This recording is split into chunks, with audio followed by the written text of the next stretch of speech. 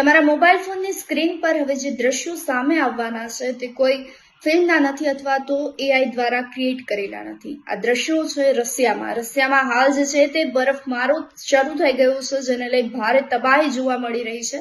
લગભગ 13 અને 14 માળની બિલ્ડિંગો પણ જે છે ત્યાં બરફની અંદર ડકાઈ ગઈ છે, સફેદ ચાદરો ફેરવાઈ ગઈ છે. તો હાલ તો તંત્ર દ્વારા જે છે તે કામગીરી હાથ ધરવામાં આવી છે, પરંતુ રશિયામાં છેલ્લા 30 વર્ષની આ સૌથી ભયાનક હિમવર્ષા માનવામાં આવી રહી છે.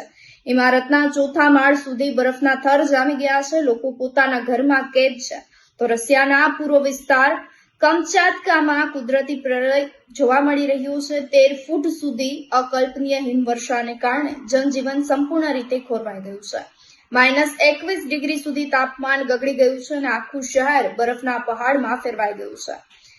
બરફ પડવાની જે કુદરતી દુર્ઘટના હાલ જે છે તેમાં 2 લોકોએ જીવ ગુમાવ્યા હોવાના અહેવાલો પણ હાલ પ્રાપ્ત થઈ રહ્યા છે.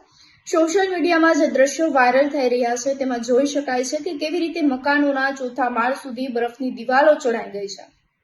ગાડીઓ શોધવી પણ મુશ્કેલ બની ગઈ છે અને રશિયામાં હાલ ઇમરજન્સી તંત્રાલય દ્વારા યુદ્ધના ધોરણે કામગીરી હાથ ધરવામાં આવી રહી છે. બરફ કાપી અને વૃદ્ધો તેમજ બીમાર લોકોને સલામત સ્થળે ખસેડવાની કામગીરી પણ હાલ હાથ ધરવામાં આવી રહી છે. તો શાળા અને કોલેજમાં પણ રજા જાહેર કરવામાં આવી ગઈ છે.